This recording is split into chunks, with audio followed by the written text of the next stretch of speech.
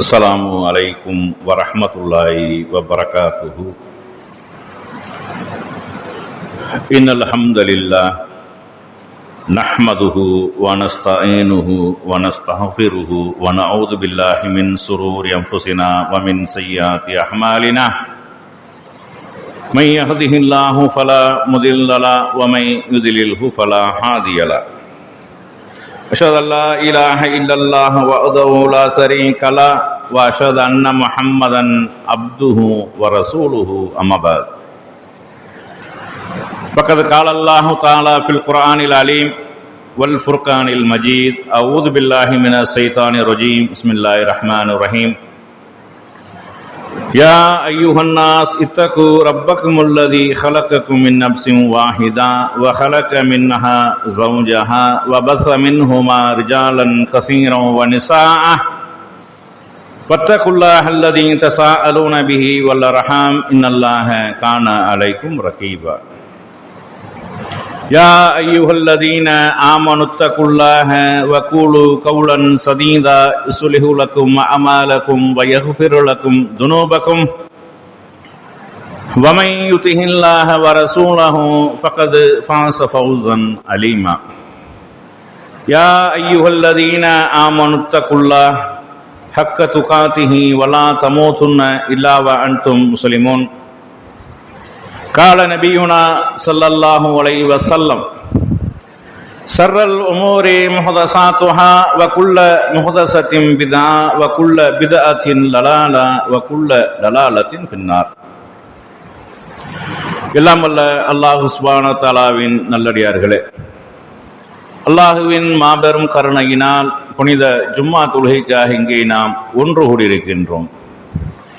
அந்த வல்ல நாயனின் சாந்தியும் சமாதானமும் நம் உயிரினும் மேலான நபிகள் பெருமானார் ஸல்லல்லாஹு அலைஹி வஸல்லம் அவர்கள் மீதும், அன்னாரை பின்பற்றி வாழ்ந்த சத்திய சஹாபாக்கள், தாபிஈன்கள், தபோ தாபிஈன்கள், இந்த ஏகத்துவ கொள்கையை உலகமெங்கும் எடுத்துச் சொல்லிய நல்ல அறிஞர்கள் அனைவர் மீதும், குறிப்பாக இங்கே அமர்ந்திருக்கக்கூடிய நம் அனைவர் மீதும் என்றென்றும் நின்று நிலவட்டுமாக என்று பிரார்த்தித்தவனாக, வறுமையின் பிடியில் வள்ளல் நபி என்ற தலைப்பில் ஒரு சில முக்கியமான செய்திகளையும், நமக்கு பல சந்தர்ப்பங்களில் அருமருந்தாக இருக்கக்கூடிய தகவல்களையும் நாம் தெரிந்து கொள்ள வேண்டும் என்பதற்காக இந்த தலைப்பு இங்கே தேர்ந்தெடுக்கப்பட்டுள்ளது. அதாவது நபி ஸல்லல்லாஹு அலைஹி வஸல்லம் அவர்கள் வறுமையின் பிடியில் இருந்தார்கள் என்ற தலைப்பை நாம ஏன் எடுத்தோம் என்றால், நாம் எல்லாம் வறுமையில இருக்க வேண்டும் என்பதற்காக இல்லை. அல்லாஹ் யாருக்கு வசதி வாய்ப்புகளை அல்லாஹ் கொடுத்திருக்கிறானோ அவர்கள் அல்லாஹ்வுக்கு நன்றி செலுத்திவிட்டு அதை தாராளமாக அனுபவித்து வாழலாம். அல்லாஹ் அப்படியும் சில நபிமார்களை அல்லாஹ் ஏற்படுத்தியிருந்தான். ஆனா கஷ்டப்படக்கூடியவர்கள், சிரமப்படக்கூடியவர்கள், நாம இவ்வளவு சிரமத்துக்கு உள்ளாகிறோமே, அல்லாஹ் நம்மளை இவ்வளவு கஷ்டப்படுத்துறானே என்று மனசு உடைஞ்சு போகக்கூடியவர்களுக்கு அல்லாஹ்வுடைய தூதர் அவர்களிடத்துல அழகான ஒரு வழிமுறை இருக்கிறது. அவங்களுடைய வாழ்க்கையில மிகச்சிறந்த ஒரு ஆதாரமும் படிப்பினையும் நமக்கு இருக்கிறது. இப்ப நபி ஸல்லல்லாஹு அலைஹி வஸல்லம் அவர்கள் இறுதி தூதராக அனுப்பப்பட்டிருக்கிறாங்க. அவங்க ஆரம்பத்திலிருந்து செல்வந்தராகவும் வாழ்ந்திருக்கிறாங்க. தாய் தந்தையரை இழந்து அனாதையாக இருந்தாலும் ஒரு குறிப்பிட்ட காலத்திற்கு அப்புறம் செல்வ செழிப்புல வாழ்ந்தார்கள். அதற்கப்புறம் ஹதீஜா ரலியல்லாஹு அவர்களை திருமணம் முடிச்சதுக்கு அப்புறம் இன்னும் கூடுதல் செல்வத்தோடு வாழ்ந்தார்கள். ராஜ வாழ்க்கை தான் வாழ்ந்தார்கள். ஆனாலும் இந்த இறுதி தூதராக இருக்கக்கூடிய காரணத்தினால் இந்த சமுதாயம் சந்திக்கக்கூடிய அனைத்து விஷயங்களும், அனைத்து பிரச்சனைகளுக்கும் சரியான தீர்வை காண்பதற்கு, மன அமைதி பெறுவதற்காக அல்லாஹ்வுடைய தூதர் ஸல்லல்லாஹு அலைஹி வஸல்லம் அவர்கள் தன்னுடைய வாழ்க்கையவே மாற்றிக்கொண்டார்கள். அப்ப இந்த வாழ்க்கை முறையை நாம சரியான முறையில் உள்வாங்கினால்தான் நாம நமக்கு கஷ்டம் ஏற்படக்கூடிய நேரத்தில், சிரமம் ஏற்படக்கூடிய நேரத்தில், வறுமை ஏற்படக்கூடிய நேரத்தில், பட்டினி ஏற்படக்கூடிய நேரத்தில், பசி ஏற்படக்கூடிய நேரத்தில், இழப்புகள் ஏற்படக்கூடிய நேரத்தில் நம்மளுடைய தூதர் முஹம்மது நபி அவர்களே இவ்வளவு சிரமத்திலையும் இவ்வளவு கஷ்டத்திலையும் அல்லாஹ்வை அஞ்சியவர்களாக, அல்லாஹ்வுக்கு கட்டுப்பட்டவர்களாக வாழ்ந்திருக்கிறார்களே. நாமெல்லாம் எம்மாத்திரம்? நம்முடைய தூதர், அகிலத்தின் அருள் கொடை, இறுதி தூதர், இறைவனுக்கு விருப்பமான ஒருவர், அவர்களை இவ்வளவு சிரமத்தையும் தாங்கி கொண்டு வாழ்ந்திருக்கிறார்களே, இவ்வளவு கஷ்டத்தையும் தாங்கி கொண்டு வாழ்ந்திருக்கிறார்களே, இவ்வளவு பட்டினி பசியிலையும் தன்னுடைய வாழ்க்கையை கழித்திருக்கிறார்களே, நாமெல்லாம் அப்படியா, நாமெல்லாம் எம்மாத்திரம் என்ற ஒரு உணர்வு ஏற்படக்கூடிய நேரத்தில் நமக்கு உண்மையிலேயே ஒரு மன அமைதியும் நிம்மதியும் கண்டிப்பாக வரும். பொதுவாகவே மனிதனுடைய சைக்காலஜிக்கெல்லாம் அப்படித்தான். இப்ப நம்ம வீட்டுல கரண்ட் போயிருச்சாக்க ஒரு மாதிரியா இருக்கும், என்னடா கரண்ட் போயிருச்சா என்னடா அப்படின்னு பக்கத்து வீட்லயே கேட்போம், நம்ம அங்கேயும் கரண்ட் போயிருச்சாண்டு ஆமாண்டவன நமக்கே ஒரு நிம்மதி, பரவாயில்ல அங்கேயும் போயிருச்சு நமக்கு போனா பிரச்சனை இல்லை அப்படிங்கிற ஒரு நிம்மதி. அப்ப அடுத்த வீடுகள்ல அந்த துன்பத்தை நாம் அனுபவிக்கக்கூடிய துன்பத்தை அவர்கள் அனுபவித்தால் நமக்கு ஒரு ராகத்து. இது பொதுவாகவே மனிதனுடைய சைக்காலஜி. நம்ம நோயில கஷ்டப்படுறோம், ஒரு காய்ச்சல சிரமப்படுறோம் என்றால் பக்கத்து வீட்லயும் தான் காய்ச்சலாம், ஓ அவர்களுக்கும் காய்ச்சல் தானா, சரி பரவாயில்ல அப்படிங்கிற ஒரு நிலைமைக்கு நம்ம வந்துருவோம். அப்ப நம்மளுடைய தூதராக இருக்கக்கூடிய ஸல்லல்லாஹு அலைஹி வஸல்லம் அவர்கள் தன்னுடைய வாழ்நாளை வாழ்க்கையை இறுதி நபித்துவத்தில் இருந்து கொண்டு எப்படி கழித்தார்கள் என்று நாம பார்க்கக்கூடிய நேரத்தில் நாம படுவது உண்மையிலேயே சிரமமும் கிடையாது கஷ்டமும் கிடையாது என்பதை உணர்ந்து கொள்ளலாம். உதாரணம், ரசூல் ஸல்லல்லாஹு அலைஹி வஸல்லம் அவர்களுடைய உணவு பழக்க வழக்கங்களை நம்ம எடுத்துக்கொள்ளுங்களேன். ரசூலுல்லாஹ் 40 வயசுக்கு முன்னாடி வரைக்கும் அவர்கள் என்னது, அவர்கள் செல்வ செழிப்போடு அவர்கள் விரும்பியதை சாப்பிடக்கூடிய நிலைமையில இருந்தார்கள். ஆனா நபியாக ஆனதுக்கு அப்புறம் அவருடைய சாப்பாடு உணவுகள் எப்படி இருந்தது? ஒரு ஹதீஸ் போதும் இதை விளங்கிக் கொள்வதற்கு. ஒரு ஹதீஸ் போதும். நம்மளுடைய நிலைமை இன்னைக்கு நம்மள யாரெல்லாம் கஷ்டப்படுறோம்னு சொல்றாங்களோ, சிரமப்படுறோம்னு சொல்றாங்களோ, சாப்பாட்டுக்கு இல்லை என்று சொல்கிறார்களோ, இவர்கள் இந்த மாதிரியான ஒரு சூழ்நிலையை அனுபவித்திருக்கவே மாட்டார்கள் யாருமே. இன்னைக்கு நம்ம வீடுகள்ல எல்லாம் என்னது, அரிசி மூட மூடையா இருக்கிறது, எல்லாமே இருக்கிறது, என்னது எதையாவது சாப்பிடக்கூடிய அளவுல நம்மள்ட்ட இருக்குது. அரிசி இல்லாட்ட கூட எதையாவது சாப்பிடக்கூடிய அளவுல நமக்கு இருக்கிறது. ஆனா ரசூலுல்லாஹ்வுடைய வாழ்நாள்ல அப்படி இருந்ததா? இல்ல. ரசூல் ஸல்லல்லாஹு அலைஹி வஸல்லம் அவங்க வருவாங்க, ஃபஜ்ர் தொழுதுட்டு வருவாங்க, ஆயிஷாவை ஏதாவது சாப்பிட இருக்குதான்னு கேட்பாங்க. இருக்கிறது தெரிஞ்ச எடுத்துட்டு வான்னு சொல்லியிருப்பாங்களா இல்லையா? அப்ப கேட்பாங்க எதையாவது இருக்குதா அப்படின்னு, ஒண்ணும் இல்லை அப்படின்றாங்க. அப்ப நான் நோம்பா இருந்துக்கிறேன்டா மகிழ்ச்சியா போயிடுவாங்க. அப்ப இன்னைக்கு நான் நோம்பா இருக்கிறேன் அப்படின்ட்டு. அது மாதிரி ரசூலுல்லாஹ் அந்த மாதிரி கேட்கக்கூடிய நேரத்தில் இந்த மாதிரி யார் வீட்டிலேயே அந்த அன்பளிப்பாக சில பொருட்கள் வந்திருக்கு என்று சொன்னால் நோன்பை துறந்து விட்டு கூட சாப்பிட்டுருவாங்க. பசியினுடைய தேவை, உணவினுடைய தேவை அப்படிப்பட்டவர்களாக இருந்தார்கள். உணவுக்கு தேவையுடையவராக ரசூல் ஸல்லல்லாஹு அலைஹி வஸல்லம் அவர்கள் இருந்தார்கள். நோன்பாக இருந்த உபரியான நோன்பு, கடமையான நோன்பு சுன்னத்தான நோன்பு அப்படி விடக்கூடாது. உபரியான நோன்பாக இருந்தால் அது விட்டு விட்டு பலகாரத்தை கொண்டு வாங்க, உணவை கொண்டு வாங்க என்று சொல்லி சாப்பிடக்கூடியவராக ரசூலுல்லாஹ் இருந்தார்கள் என்றால் பசியினுடைய தேவை எவ்வளவு ஒரு முக்கியமானதாக ரசூலுல்லாஹ்வுக்கு இருந்திருக்கிறது, உணவினுடைய தேவை எந்த அளவுக்கு அவர்களுக்கு இருந்திருக்கிறது இந்த ஒரு ஹதீஸ் போதும். அதுபோல அன்னை ஆயிஷா ரலியல்லாஹு அறிவிக்கக்கூடிய இன்னும் ஒரு செய்தி, 3 மாதங்களாக ஆகிவிடும் எங்கள் வீட்டில் நாங்கள் அடுப்பு எரித்திருக்க மாட்டோம். இன்னைக்கு நம்ம ஊர் அப்படி இருக்குதா? அடுப்பு விறகு வச்சு எரிக்கிறது மாறி போய் இப்ப கேஸ்ல பத்த வைக்கிற லெவல்ல வந்துருச்சு, கரண்ட் அடுப்பு யூஸ் பண்ற லெவல்ல வந்துருச்சு. ஒரு 10 நாளைக்கு எங்க வீட்டுல அடுப்பு எரிக்கல யாராவது சொல்லுவாங்களா? ஒரு 2 நாள் எங்க வீட்டுல ஸ்டவ் பத்த வைக்கல, கேஸ் பத்த வைக்கல என்று யாராவது சொல்லுவாங்களா? அப்படி நிலைமையில நம்ம இருக்கிறோமா? ஆனா இன்னைக்கு நம்ம கஷ்டப்படுறோம்னு சொல்றோம், சிரமப்படுறோம்னு சொல்றோம், சாப்பாடு சரியில்லை என்று சொல்றோம், இப்படி சொல்லக்கூடியவர்கள் இருக்கிறார்கள். ஆனா ரசூல் ஸல்லல்லாஹு அலைஹி வஸல்லம் அவர்கள் 3 மாத காலம் தொடர்ச்சியாக அடுப்பு எரிக்கப்படவில்லை என்று சொல்றாங்க. அப்ப என்னுடைய சிற்றன்னையே, அப்ப நீங்க எதைத்தான் சாப்பிட்டுட்டு உயிர் வாழ்ந்திய, என்னத்தை தான் சாப்பிட்டிய கேள்வி வருமா இல்லையா? அடுப்பு எரிக்கணும், அடுப்பு எரிச்சா என்னது, பிரியாணி போட்டு திங்கிறதுக்கா? இல்ல, ரொட்டி போட்டு திங்கிறதுக்கு, கோதுமை ரொட்டி. அதுவும் எந்த மாதிரியான கோதுமை ரொட்டிங்கிறது வேற சில ஹதீஸ்ல வருது. நபி ஸல்லல்லாஹு அலைஹி வஸல்லம் அவருடைய பணியாளராக இருந்த ஒரு நபி தோழர் அவர்கள் அறிவிக்கிறார்கள், நபி ஸல்லல்லாஹு அலைஹி வஸல்லம் அவர்கள் நபியாக ஆனதிலிருந்து அவர்கள் மரணிக்கக்கூடிய வரைக்கும் சல்லடையை பார்த்ததில்லை, சலித்த மாவில் அவர்கள் சாப்பிட்டது கிடையாது இப்படின்னு சொல்றாங்க. இந்த மாதிரி இன்னைக்கு நம்ம சாப்பிடுவோமா? சலிச்ச மாவுல சாப்பிடுவோம், சலிச்ச மாவை ரசூலுல்லாஹ் சாப்பிட்டதே கிடையாது, சல்லடையை யூஸ் பண்ணதே கிடையாது. இப்படித்தான் ரசூலுல்லாஹ் நபியாக ஆனதிலிருந்து மரணிக்கக்கூடிய காலம் வரைக்கும் அப்படித்தான் இருந்தது அப்படிங்கிறாங்க. அப்ப அந்த 3 மாத காலம் அடுப்பெரியவில்லை என்று வரக்கூடிய நேரத்தில் அப்ப என்னத்தை தான் சாப்பிட்டு உயிர் வாழ்ந்தியே? அப்ப அந்த ஆயிஷா ரலியல்லாஹு சொல்றாங்க, அல் அஸ்வதானி, தண்ணியும் பேரிச்சம்பழம் தான் அப்படிங்கிறாங்க. தண்ணீரையும் பேரிச்சம்பழத்தையும் மட்டுமே கொண்டு உயிர் வாழக்கூடிய, இன்னைக்காவது சில நேரங்கள் அன்பளிப்பாக சில பால்கள் வரும், இதை மட்டுமே சாப்பிட்டு விட்டு வாழ்ந்திருக்கிறார்கள் என்றால் நாம அப்படி ஒரு நிலைமையை அடைந்திருக்கிறோமா? அப்படியான ஒரு சூழ்நிலையில் நம்ம வாழ்கிறோமா? நம்ம வீட்டில் சோறு பொங்கப்படாமல் இருக்கிறதா? ஆனா இன்னைக்கு வாழக்கூடிய மக்கள் புரள்றாங்க, செல்வ செழிப்புல புரள்றாங்க.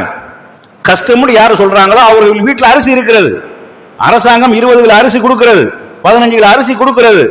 அப்படி இருந்து கொண்டு சிரமம் என்று சொல்கிறார்கள், அப்படி இருந்து கொண்டு கஷ்டம் என்று சொல்கிறார்கள். ஒரு 50 வருஷத்துக்கு முன்னாடி நீங்கள் எடுத்துக்கொண்டீர்களே ஆனால் அரிசி உணவு சாப்பிடுவது என்பது இன்னைக்கு வாய்க்கு ருசியாக பிரியாணி சாப்பிடுறோமே, அப்படி பிரியாணி டெய்லி சாப்பிடுவோமா? மாட்டோம். வாரத்துக்கு ஒருக்கா, மாசத்துக்கு ஒருக்கா, 2 வாரத்துக்கு ஒருக்கா தான் வாய்க்கு ருசியா பிரியாணியோ மந்தியோ சாப்பிடுறோம். இப்படித்தான் 50 வருஷத்துக்கு முன்னாடி அரிசி உணவு என்பது அவர்களுக்கு இருந்தது. கம்பு, கேழ்வரகு, சோளம் இதுகளை போட்டு தான் உணவாக உட்கொண்டிருந்தார்கள். ஆனா அவர்கள்லாம் வறுமைக்கு பயப்படல, வறுமை என்று தம்பட்டம் அடிச்சு கொண்டு தெரியல, நான் கஷ்டப்படுறேன் கஷ்டப்படுறேன் என்று சொல்லி தன்னை மாய்த்துக் கொள்ளவில்லை.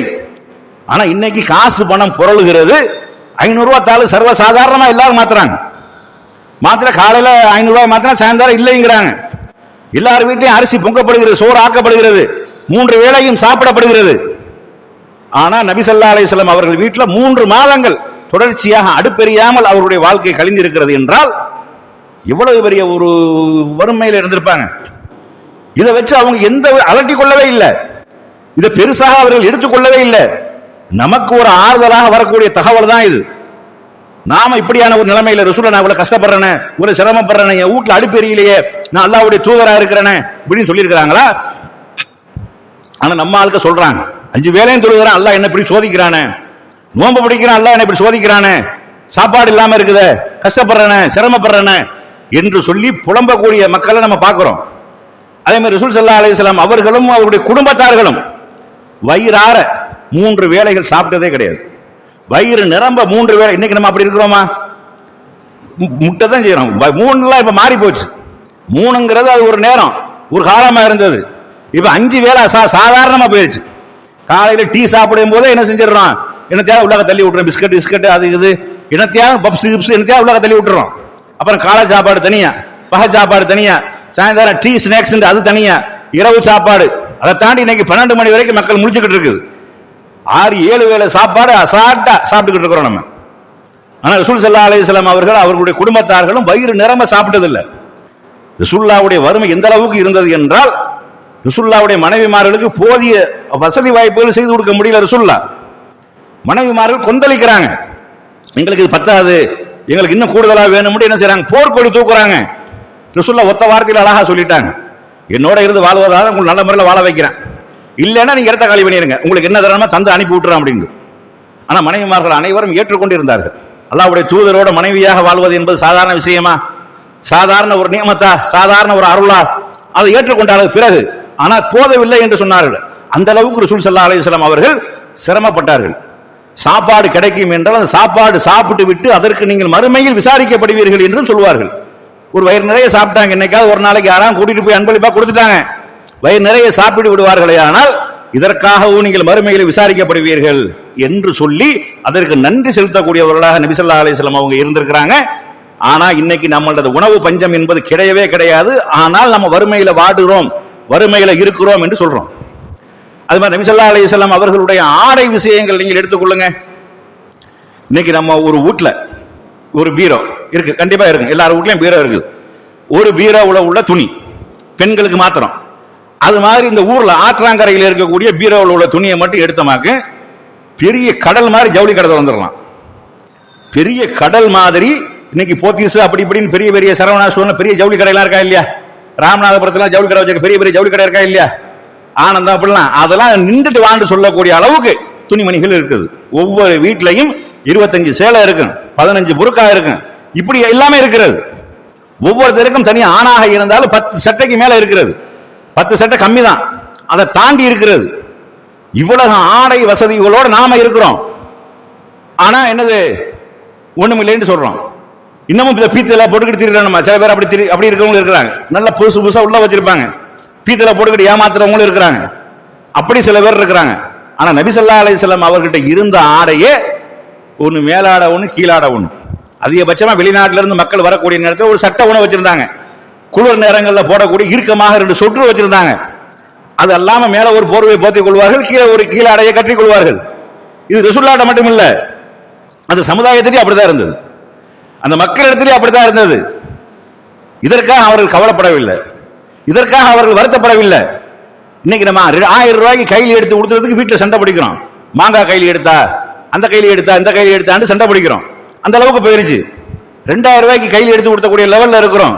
பெண்களா இருந்தா வைர கைலி வேணும், அந்த கைலி வேணும், இந்த கைலி வேணும், 3000 ரூபாய்க்கு கையில் எடுத்து கொடுக்கக்கூடிய அளவுக்கு இருக்கிறாங்க. அல்லாஹ் வசதி வாய்ப்புல தந்திருந்தா செய்வது குற்றம் கிடையாது, தாராளமாக கொடுத்துங்க, தாராளமாக இருங்கள். ஆனால் நீங்க வறுமை என்று சொல்லாதீர்கள், வெளியே நாங்க கஷ்டப்படுறோம் என்று சொல்லாதீர்கள்.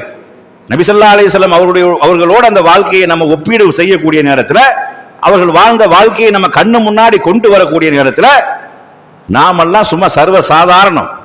இன்னைக்கு சாதாரண ஒரு ஏழ்மை நிலையில் ஆக பிச்சைக்காரன் சொல்றமா இல்லையா, அவன்கிட்ட கூட 4 சட்டை 5 சட்டை இருக்கும். ஆனா நபி ஸல்லல்லாஹு அலைஹி வஸல்லம் அவர்களுடைய அந்த ஆடைகள் அவ்வளவு கம்மியாக இருந்தது, அவ்வளவு குறைவாக இருந்தது. இன்னை ஆயிஷா ரலியல்லாஹு அவங்க சொல்றாங்க, நபி ஸல்லல்லாஹு அலைஹி வஸல்லம் அவர்கள் கிழிந்து ஒட்டு போட்டப்பட்ட ஒரு ஆடையினால் அந்த ஆடையை உடுத்தி இருந்த நிலையில் தான் மரணித்தார்கள் அப்படிங்கிறாங்க. ஆயிஷா ரலியல்லாஹு ரசூலுல்லாஹ் மரணிக்கக்கூடிய நேரத்தில் கிழிந்து தைத்த ஒரு ஆடையை உடுத்தியவர்களாக அப்போதுதான் ரசூலுல்லாஹ் மரணித்தார்கள். அப்படித்தான் ரசூலுல்லாஹ் மரணித்தார்கள் என்று சொல்றாங்க. அப்ப நபி ஸல்லல்லாஹு அலைஹி வஸல்லம் இதெல்லாம் அவங்க விரும்பி தேர்ந்தெடுத்துக் கொண்டார்கள். வசதியாக வாழ்ந்திருந்தால், செல்வத்தோடு வாழ வேண்டும் என்று நினைத்திருந்தால் தாராளமாக வாழ்ந்திருக்கலாம். உமர் ரலியல்லாஹு அவங்க சொல்றாங்க, ரசூல் ஸல்லல்லாஹு அலைஹி வஸல்லம் அவர்கள் ஈச்சம்பாயின் மீது, ஈச்சம்பாய் அது ஈச்ச மரத்தினுடைய 4 நாள் மேயப்பட்ட ஒரு கட்டில்ல என்ன செய்யறாங்க, ரசூலுல்லாஹ் படுத்து கிடக்குறாங்க. படுத்து கிடந்தா அவங்களுடைய மேலுகள் எல்லாம் என்னது, அப்படியே சாட்டையா விழுந்திருக்கு, இந்த நாருடைய அச்சு. இப்ப நம்ம கோரம்பாயில படுத்தா கூட என்னது அப்படிதான் விழுகுது, அச்சு விழுகுது. ஆனா அந்த ஈச்ச நாருங்கிறது அது மென்மையாக செய்யப்பட்டது, தாறுமாறாக இருக்கக்கூடியது. ரசூல் ஸல்லல்லாஹு அலைஹி வஸல்லம் உடம்பு வெண்மையான உடம்பு, அது பளிச்சுன்னு சிவந்து போய் தெரிகிறது. உமர் ரலியல்லாஹு கவலைப்படுறாங்க, அல்லாஹ்வுடைய தூதரே, பாரசீக ரோமாபுரி மன்னர்கள் எல்லாம் எவ்வளவு செல்வ செழிப்போடு வாழுகிறார்கள், நீங்க என்ன இப்படி ஒரு கஷ்டத்தில் இருக்கிறீங்கள என்று கவலைப்படக்கூடிய நேரத்தில் ரசூல் ஸல்லல்லாஹு அலைஹி வஸல்லம் அவர்கள் சொன்னார்கள், அவர்களுக்கு இந்த உலகம் நமக்கு மறு உலகமாக இருப்பது உமக்கு விரும்பவில்லையா, நீ அதை விரும்பவில்லையா என்று கேட்டார்கள்.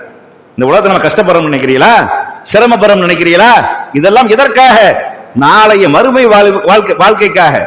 அதனுடைய இன்பமும் அதனுடைய அந்த கம்பீரமும் அதனுடைய ஆடம்பரமும் தனி. அந்த உலகத்திற்காக நம்ம செல்ல வேண்டும் என்பதற்காக இந்த உலகத்தில் நம்ம சிரமப்படுறோம். எனக்கு இந்த உலகத்துக்கு என்ன இருக்குது என்றாங்க. என்னது, ஒரு மரத்தின் ஓரத்தில் தங்கி விட்டு செல்லக்கூடிய ஒரு வழிபோக்கன் போன்றவன் தான் நான். எனக்கு இந்த உலகத்துக்கு என்ன இருக்கிறது, ஒண்ணும் கிடையாது என்று சொல்லி அப்படி ஒரு வாழ்க்கையை வாழ்ந்தார்கள். ஆனா செல்வத்தோடு வாழக்கூடிய மக்களை ரசூல் ஸல்லல்லாஹு அலைஹி வஸல்லம் அவர்கள் ஒன்றும் சொல்ல கிடையாது.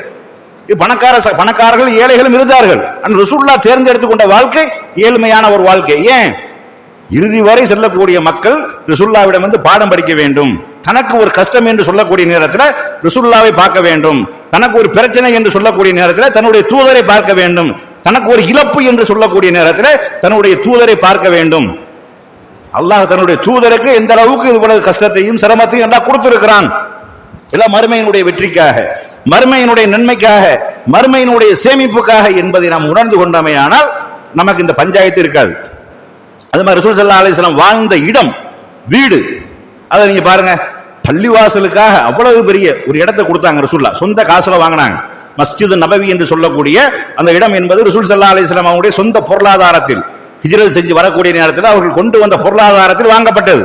இன்னைக்கு மதீனாவுக்கு சென்றவர்கள் தெரியும் மஸ்ஜித் நபவிங்கிறது எவ்வளவு விசாலமான ஒரு இடம் என்பது. இன்னைக்கு முழுமையாக அதில் பள்ளிவாசல் கட்டப்பட்டு இன்னும் விஸ்திரமாக இருக்கக்கூடிய அத்தனை இடமும் நபி ஸல்லல்லாஹு அலைஹி வஸல்லம் அவருடைய சொந்த பணத்தால் வாங்கப்பட்டது. அவ்வளவு பிரம்மாண்டமாக பள்ளிவாசலுக்கு கொடுத்தாலும் ரசூலுல்லாஹ் தனக்கு என்று எடுத்துக்கொண்ட இடம் எவ்வளவு, தன் மனைவியோட வாழ்வதற்கு என்று எடுத்துக்கொண்ட இடம் எவ்வளவு, ஆயிஷா ரலியல்லாஹு வாழ்வதற்காக எடுத்துக்கொண்ட இடம் எவ்வளவு என்பதை அன்னை ஆயிஷா ரலியல்லாஹு அவர்கள் சொல்கிறார்கள். நபி ஸல்லல்லாஹு அலைஹி வஸல்லம் அவர்கள் இரவில் தொழுது கொண்டிருப்பார்கள், நான் ஜனாசா மாதிரி குறுக்கே படுத்து கிடப்பேன். ஓரமா படுக்கிறதுக்கு இடம் கிடையாது, தள்ளி படுக்கிறதுக்கு இடம் கிடையாது. தொழுகிறதா இருந்தா குறுக்க படுத்து தான் கிடக்க முடியும். படுத்து கிடப்பேன். ரசூலுல்லாஹ் சஜதா செய்ய வரக்கூடிய நேரத்தில் விரல்களால் என்னை குத்துவார்கள், நான் என் காலை மடக்கிக் கொள்வேன். அவர்கள் சஜதா செய்வார்கள், பிறகு நான் காலை நீட்டிக் கொள்வேன். அந்த காலங்களில் எங்க வீட்டில் விளக்கு இல்லை. இதை ஏன் கேட்கிறாங்கன்றா, நீங்க ஏன் காலை குத்துற வரைக்கும் நீட்டிக்கிட்டு இருந்தீங்க, நீங்களா ரசூலுல்லாஹ் சஜதா செய்ய வரதை பார்த்து நீங்களா மடக்கிடலாமே என்று கேட்கக்கூடிய நேரத்தில் அந்த காலங்களில் எங்கள் வீடுகளில் விளக்குகள் இல்லைங்கிறாங்க. இன்னைக்கு நம்ம அப்படி இருக்கிறோமா? விளக்கு இல்லாம சாதாரண ஒரு மண்ணெண்ண விளக்கு இல்ல. அந்த காலங்களில் மண்ணெண்ணெய் இல்லாட்டாலும் ஆலிவ் எண்ணெயை ஊத்தி எரிப்பாங்க. அதை ஊத்தி எரிக்கிற கூடிய அளவுக்கு கூட வசதி இல்லை, விரும்பவில்லை ரசூலுல்லாஹ். இடம் எவ்வளவு, ஒரு ஆள் நின்று தொழுதால் ஒரு ஆள் குறுக்க படுக்க முடியாது. ஒரு பாய், அந்த பாயை ராத்திரில விரிச்சு படுப்பாங்க, பகல்ல என்ன செய்ய திரையா போட்டு நின்று தொழுவார்கள். இப்படித்தான் ரசூலுல்லாஹ்வுடைய இடமாக இருந்தது. அப்ப எவ்வளவு ஒரு சின்ன ஒரு இடத்துல தன்னுடைய வாழ்க்கையை அமைத்திருக்கிறாங்க. இன்னைக்கு நம்ம மாடி வீடு போட்டிருக்கிறோம், ஓட்டு வீடு போட்டிருக்கிறோம், கூரை வீடு போட்டிருக்கிறோம், நமக்கு சொந்த இடமாக இருக்கிறது. இப்படி இருந்து நாங்க சிரமப்படுறோம், கஷ்டப்படுறோம், வீடு இல்ல, வாசல் இல்ல, சொத்து இல்ல, சுகம் இல்ல என்று நாம என்ன செய்யறோம்? நம்மளை நாமளே ஏமாற்றிக் கொள்றோம். நம்மளை நாமளே என்ன செய்யறோம்? நம்மளை நாமளே என்னது ஒரு ஒண்ணுமில்லாதவன் என்ற லெவல்ல கொண்டு போறோம். நபி ஸல்லல்லாஹு அலைஹி வஸல்லம் அவர்களையும் அவர்களோட வாழ்ந்த மக்களையும் நாம ஒப்பீடு செய்து பார்ப்போமே ஆனால் அல்லாஹ் நம்மளை எல்லாம் நல்லா வைத்திருக்கிறான். நாமெல்லாம் நல்லபடியாக இருக்கிறோம். அது மாதிரி ஒரு கஷ்டம், ஒரு சிரமம் வரக்கூடிய நேரத்தில் தோன்று விடுகின்றோம். ஒரு இழப்பு வரக்கூடிய நேரத்தில் தோன்று விடுகின்றோம். நபி ஸல்லல்லாஹு அலைஹி வஸல்லம் அவர்கள் சந்தித்த இழப்புகள், அவர்கள் சந்தித்த காயங்கள், அவர்கள் சந்தித்த சோகங்கள், அதையெல்லாம் நீங்கள் உங்கள் கண்ணு முன்னாடி கொண்டு வந்தீர்களே ஆனால் உங்கள் வாழ்க்கையில் இதெல்லாம் ஒரு பெருசாகவே தெரியாது. அவர்கள் சந்தித்த இழப்புகள் இருக்கா இல்லையா? நபி ஸல்லல்லாஹு அலைஹி வஸல்லம் அவர்கள் தன்னுடைய மனைவி ஹதிஜா ரலியல்லாஹு அவர்களை இழந்தார்கள், மரணித்தார்கள். அதற்கு அந்த ரொம்ப ரசூலுல்லாஹ் கவலைப்பட்டார்கள். அதுக்கப்புறம் போர்க்களங்கள், பல சஹாபாக்களை இழந்தார்கள். அவர்கள் உயிரோடு வாழ்ந்து கொண்டிருக்கக்கூடிய தன்னுடைய 3 பெண் மக்களை இழந்தார்கள், தன்னுடைய ஆண் மகனையும் இழந்தார்கள். இப்ராஹிம் என்று சொல்லக்கூடிய 18 மாச குழந்தை, பால்குடி பருவத்தில் இருக்கக்கூடிய குழந்தை, அந்த குழந்தையும் இழந்தார்கள். இழந்தா என்ன? அதனால தோன்றுட்டாங்களா? அதனால ஒண்ணுமில்லைன்னு சொல்லிவிட்டாங்களா? அதனால தன்னுடைய வாழ்க்கையினுடைய மாற்றத்தை மாற்றி விட்டார்களா? வாழ்க்கையினுடைய போக்கை மாற்றி விட்டார்களா என்ற கிடையாது. என்ன கஷ்டங்கள், இழப்புகள், துன்பங்கள், துயரங்கள் வந்தாலும் உறுதியாக இருந்தார்கள். எப்போதும் சொன்ன அந்த சத்தியத்தை இன்னும் வேகமாக சொன்னார்கள். எப்போதும் சொல்லக்கூடிய மார்க்கத்தை இன்னும் வீரியமாகத்தான் சொன்னார்களே ஒழிய ஒருபோதும் அவர்கள் பின்வாங்கவில்லை. இன்னைக்கு நம்ம பார்க்கிறோம், நம்ம ஒரு இழப்பு, ஒரு தாய் மரணம், ஒரு தந்தை மரணம், ஒரு பிள்ளை மரணம் என்றால் அதற்காக துவண்டு விடக்கூடிய, அதற்காக அனைத்தையும் இழந்துவிட்டு ஒண்ணுமில்லாதவன போல இப்படியெல்லாம் மாறக்கூடிய மக்களை நம்ம பார்க்கிறோம். இதையெல்லாம் இவர்களெல்லாம் ரசூல் ஸல்லல்லாஹு அவர்களுடைய வாழ்க்கையை என்ன செய்யணும்? நம்ம முன்னோக்கி பார்க்க வேண்டும். அவர்கள் நமக்கு எப்படியாக ஒரு வழிமுறையை நமக்கு விட்டு சென்றிருக்கிறார்கள், எப்படி தன்னுடைய வாழ்க்கையை வாழ்ந்து காட்டியிருக்கிறார்கள், எப்படி நபி ஸல்லல்லாஹு அலைஹி வஸல்லம் அவர்கள் எல்லா மக்களும் ஏற்று வாழக்கூடிய வகையில ஒரு வாழ்க்கையை தேர்ந்தெடுத்தார்கள் என்பதை பார்க்கணும். அது மாதிரி வணக்க வழிபாடுகள் இன்னைக்கு நம்ம தொழுக மாட்டுக்கிறோம், ஒன்றும் செய்ய மாட்டுக்கிறோம், நல்ல காரியங்களில் ஈடுபட மாட்டுக்கிறோம். இப்படியான ஒரு நிலைமையை நம்ம கை கொண்டிருக்கிறோம். ஆனா நபி ஸல்லல்லாஹு அலைஹி வஸல்லம் அவர்கள் இவ்வளவு கஷ்டத்திலையும் இவ்வளவு சிரமத்திலையும் பசியோடையும் பட்டினியோடையும் இருக்கக்கூடிய அந்த நேரத்திலையும் அல்லாஹ்வை வணங்குவதில் இருந்து, அவனை துதிப்பதிலே இருந்து, அவனை பெருமைப்படுத்துவதிலிருந்து கொஞ்சம் கூட ரெஸ்ட் எடுக்கல, கொஞ்சம் கூட ஓய்வு எடுக்கல. இரவுகள் எல்லாம் கால்கள் வீங்கக்கூடிய அளவுக்கு நின்று வணங்குவார்கள். சஹாபாக்களே அதை கண்டு இறக்கப்படக்கூடிய அளவுக்கு, சஹாபாக்களே அதை கண்டு ஏன் அல்லாஹ்வுடைய தூதர் இந்த மாதிரி நீங்க செய்யறிய, நீங்கள் தான் முன்பின் பாவங்கள் எல்லாம் மன்னிக்கப்பட்டவர்கள் தானே, நீங்க ஏன் அப்படி செய்ய வேண்டும் என்று கேட்கக்கூடிய நேரத்தில் கூட நான் நன்றி உள்ள ஒரு அடியானாக, அப்தன் சக்கூரா, நான் நன்றி உள்ள ஒரு அடியானாக இருக்க வேண்டும் என்று விரும்புகிறேன்ங்கிறாங்க. அப்ப ரசூல் ஸல்லல்லாஹு அலைஹி வஸல்லம் வணக்க வழிபாடுகள் இன்னைக்கு நம்ம அதிலெல்லாம் ஆர்வம் குறைந்து விட்டது. அல்லாஹ்வை நினைப்பதை விட்டும், அல்லாஹ்வை துதிப்பதை விட்டும், அவனை பெருமைப்படுத்துவதை விட்டும் நாம பின்வாங்கி கொண்டிருக்கிறோம். எங்களுக்கு கஷ்டமா இருக்குது, சிரமமா இருக்கு, அல்லாஹ் எங்களை சோதிக்கிறான், எங்களை பார்க்க மாட்டேங்கிறான் என்று. ஆனா பிரதானமாக மனிதன் பார்க்கக்கூடியது என்ன? காசு பணத்தை தான் பார்க்கணும். காசு பணம் நிறைய கொடுத்து கொண்டே இருந்தா அல்லாஹ்னு சொல்றான், அல்லாஹ் இருக்கிறான்னு சொல்றான், அல்லாஹ் என்ன கண்ணியப்படுத்திட்டான்னு சொல்றான். காசு பணம் இல்லாமல் சுருக்கும் போது என்னது? என் இறைவன் என்னை கேவலப்படுத்திட்டான், என்னை இழிவுபடுத்திட்டான் என்று சொல்றான். இது மனிதனுடைய இயற்கையாக இருக்கிறது, அவனுடைய பண்பாகவே இருக்கிறது. இதை அல்லாஹ் குர்ஆன்லயும் சொல்லி காட்டுறான். ஒரு மனிதனுக்கு நாம செல்வத்தை வழங்கி அவனை சோதிக்கும் பொழுது அவன் என்ன செய்யறான்? என் இறைவன் என்னை கண்ணியப்படுத்தி விட்டான். செல்வத்தை குறைத்து நம்ம அவனை சோதிக்கும் பொழுது என் இறைவன் என்னை இழிவுபடுத்தி விட்டான் என்று மனிதன் கூறுகிறான். அப்ப மனிதன் என்பவன் காசு பணத்துல தான் குறியா இருக்கிறான். மனிதன், இறைவன் மனிதனுக்கு செய்த அருள்களை நினைத்து பார்க்கறது இல்லை. அல்லாஹ் நமக்கு பசியை தந்திருக்கிறானே, உறுப்போட ஆரோக்கியமா தந்திருக்கிறானே. இன்னும் சொல்ல போனா அந்த பசி சாப்பிடக்கூடிய நேரத்தில் என்னத்தையும் சாப்பிடுவோம் நம்ம. ஆனா இன்னைக்கு அல்லாஹ் சில பேருக்கு காசு பணங்களை கொடுத்து வைத்து விட்டு சாப்பிட முடியாத நிலைமை ஆக்கி வச்சிருக்கிறான். பாக்கி ருசியா சாப்பிட முடியாம, விரும்பியதை சாப்பிட முடியாம, எந்த ஒரு கட்டுப்பாடும் இல்லாமல் சாப்பிட முடியாம, டாக்டர் அவனுக்குன்னு தனி லிஸ்ட் போட்டுருவாரு, நீ இதை சாப்பிடவே கூடாதுன்னு. அது என்னன்னு பார்த்தோம்னாக்கா அதை வாய்க்கு ருசியான பொருளை, உப்பு சாப்பிடாத, சீனி சாப்பிடாத, பிரியாணி சாப்பிடாத, நெய் சாப்பிடாத, இதெல்லாம் என்னது? ஒரு மனிதன் ரசிச்சு ருசிச்சு சாப்பிடுறது. அப்ப என்னதை சாப்பிடணும்? கம்பை சாப்பிடு, கேழ்வரகு சாப்பிடு, கூழ் சாப்பிடு, இந்த கருப்பு கவுனி அரிசியை சாப்பிடு இப்படி சொல்லிடுவாரு. இதுக்கெல்லாம் சத்தான உணவு வேற, ஆனா ருசியான உணவா இல்ல. அப்ப இப்படி நம்ம பார்க்கிறோம். அல்லாஹ் காசு பணத்தை ஒரு பக்கம் கொடுத்தாலும் அவனுக்கு என்று சில சோதனைகள் இருக்கிறது. வறுமை ஏழ்மை நிலையை ஒருத்தனுக்கு கொடுத்தால் அவனுக்கு என்று வேற சில சோதனைகள் இருக்கிறது. கஞ்சி தான் சாப்பிடுவான், பிரியாணி பிளேட்டை கொடுத்தா அவன் பாட்டு சாப்பிடுவான். பிரியாணி சாப்பிட்டுக்கிறவன் கஞ்சியை கொடுத்தா சாப்பிட மாட்டான், சாப்பிட முடியாது அவனுக்கு. ரெண்டாவது பிரியாணியும் சாப்பிட முடியாது. அப்படியான நிலைமையில நம்ம என்ன செய்யறோம் பார்க்கிறோம். அதனால இந்த வறுமை, இந்த மாதிரியான கஷ்டங்கள், இழப்புகள், இந்த மாதிரி காசு பணம் இல்ல இப்படி என்று சொல்றமா இல்லையா? இது அல்லாஹ் நம்மளை அப்படி ஆக்கல. இன்னைக்கு காசு குணங்கள்லாம் சர்வ சாதாரணமாக புரளக்கூடிய வகையில இன்னைக்கு சின்ன குழந்தைகள் எல்லாம் பாக்கெட் மணி என்று சொல்லி 10-20 ரூபா வாங்கிட்டு போகுது. எல்கேஜி படிக்கிற புள்ள, 1ஆவது படிக்கிற புள்ள 10 ரூபா வாங்கிட்டு போகுது. அந்த காலங்கள் 5 காசு 10 காசு கொடுத்த காலங்கள் போக இன்னைக்கு 10 ரூபா சர்வ சாதாரண சின்ன பிள்ளைய வச்சிருக்குது. ஒரு 6வது 7வது படிச்சா 50-100 ரூபாய் செலவழிக்கிறான். 10ஆவதுக்கு மேல போயிட்டு 500 ரூபாய் சர்வ சாதாரணமா செலவழிக்கக்கூடிய லெவல்ல இன்னைக்கு நிலைமை போய்கொண்டிருக்கிறது. காசு பணங்கள் புரண்டு கொண்டிருக்கக்கூடிய நேரத்தில் நம்ம என்ன வறுமை என்று நம்ம பயந்து கொண்டிருக்கிறோம். வறுமையின் காரணமாக இறைவனை மறந்து கொண்டிருக்கிறோம். இறைவனுக்கு செய்ய வேண்டிய நன்றிகளை செய்யாமல் இருக்கிறோம். ஆனா நீங்க காசு பணம் வந்து விட்டாலும் அப்படித்தான் சில பேர் இருக்கிறாங்க. இதுக்கு பழமொழி சொல்லுவாங்க, வசதி வாய்ப்புகள் வந்த உடனே ஆடுவதும் வறுமையை கண்டுவிட்டு வாடுவதும் இது ஒரு நல்ல ஒரு மனிதனுக்கு அழகு இல்லை. வசதி வாய்ப்புகள் வர இறைவன் தந்திருக்கிறான், நன்றி செலுத்தணும். இது சுலைமான் அலைஹிஸ்ஸலாம் அவருடைய வாழ்க்கையில் அல்லாஹ் நமக்கு அழகான ஒரு செய்தியை நமக்கு சொல்லி காட்டுறான். சுலைமான் அலைஹிஸ்ஸலாம் அவர்கள் ஒரு செல்வ செழிப்போட ஒரு ஆட்சி செய்தார்கள். எல்லாம் அவர்களுக்கு வசப்படுத்தப்பட்டிருந்தது. அதிகமான தங்கங்கள் அந்த மாதிரியான விஷயங்கள்லாம் இருந்தது. அப்ப இப்படியா இருக்கக்கூடிய நேரத்தில் அந்த சுலைமான் அலைஹிஸ்ஸலாம் அவர்கள் சொல்கிறார்கள், என்ன சொல்கிறார்கள் என்றால், இது எல்லாம் அல்லாஹ் எனக்கு தந்திருப்பது நான் இறைவனுக்கு நன்றி செலுத்துகிறேனா அல்லது நன்றி மறக்கிறேனா என்று என்னை சோதிப்பதற்காகத்தான். இது அவங்களா உண்டாக கிடையாது, அல்லாஹ்வா கொடுத்தது. எதுக்காக கொடுத்திருக்கிறான், எதுக்காக கொடுத்தான் என்று ரசூல் அதாவது சுலைமான் நபி சொல்கிறார்கள் என்றால், இறைவன் என்னை சோதிப்பதற்காகத்தான் என்று சொல்லி, இது என் இறைவனுடைய அருள் கொடை, ஹாதா மின் ஃபضل ரப்பி, இது என் இறைவனுடைய அருள் கொடை என்று சொன்னார்கள். அதே மாதிரி நிறைய நபிமார்கள் கஷ்டப்பட்டிருக்கிறார்கள், சிரமப்பட்டிருக்கிறார்கள், நோய்வாய்ப்பட்டிருக்கிறார்கள், துன்பத்தில் உழன்றிருக்கிறார்கள், பிள்ளைகள் இல்லாமல் சிரமப்பட்டிருக்கிறார்கள், தள்ளாத வயது வரைக்கும் பிள்ளைகளை கொடுக்காமல் இருந்திருக்கிறான், மனைவி சரியில்லாமல் நபிமார்கள் இருந்திருக்கிறார்கள், பிள்ளைகள் தருதலையாக சில நபிமார்கள் இருந்திருக்கிறார்கள், பெற்றவர்கள் சரியில்லாதவர்களா நபிமார்கள் இருந்திருக்கிறார்கள். இதெல்லாம் ஒவ்வொரு நபிமார்களையும் அல்லாஹ் நமக்கு முன் உதாரணமாக காட்டுகிறான் என்றால், நமக்கு அந்த மாதிரியாக வரக்கூடிய நேரத்தில் அல்லாஹ்வுடைய தூதர்மார்களுக்கு இந்த நிலைமை இருக்குமே ஆனால் நம்ம எல்லாம் ஏமாத்துறோம். எல்லாத்தையும் கடந்து போகணும். அல்லாஹ்விடத்தில் நம்ம உறுதியாக இருக்கணும். அல்லாஹ்வை வணங்குவதில், அவனை துதிப்பதில், அவனை பெருமைப்படுத்துவதில் கொஞ்சம் கூட செலச்சிடக்கூடாது. நமக்கு ஏற்படக்கூடிய பிரச்சனையின் காரணமாக அல்லாஹ்வை மறந்துவிடக் கூடாது. இதுதான் இதுல சொல்லக்கூடிய பிரதான விஷயம். அல்லாஹ்வை நம்ம அனுதினமும் நினைத்துக் கொண்டிருக்க வேண்டும்.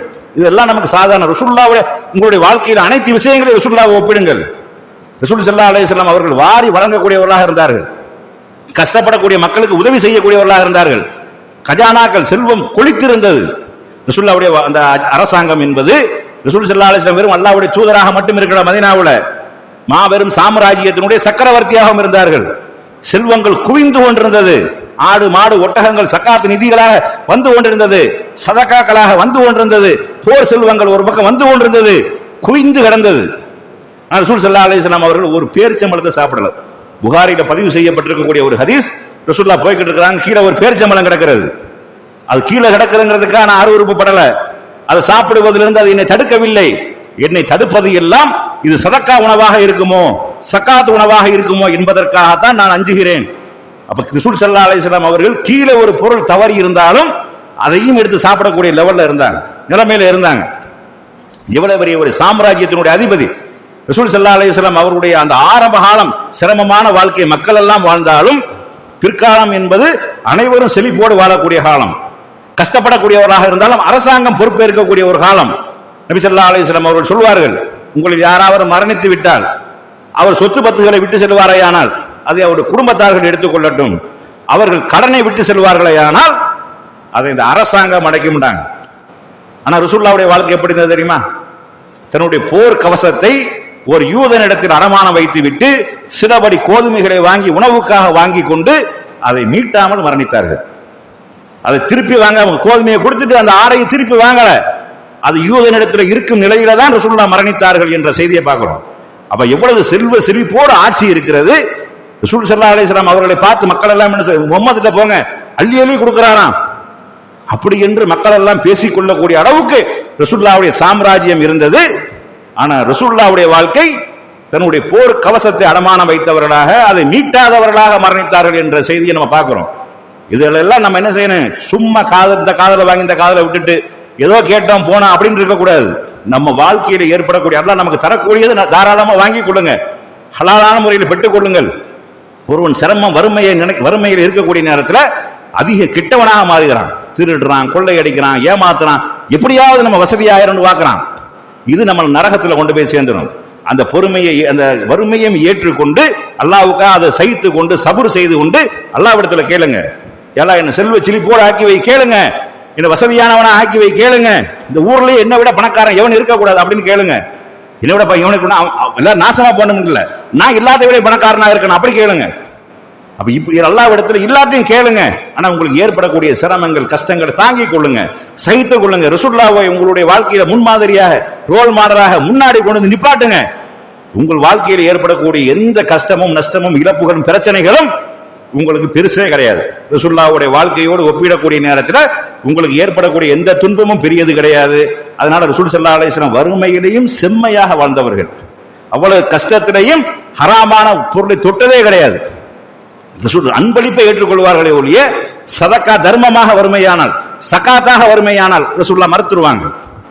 ரசூலுல்லாஹ் அப்படி இருக்கிறாங்களே என்று சொல்லி இறக்கப்பட்டு கொண்டு போய் கொடுக்குறாங்களே இந்த சகாத்து பொருள்கள், சதக்கா பொருள்கள், அது ரசூலுல்லாஹ் சாப்பிட மாட்டாங்க. எவ்வளவு பசியாக இருந்தாலும் அவர்கள் ஹராம் சாப்பிட மாட்டாங்க.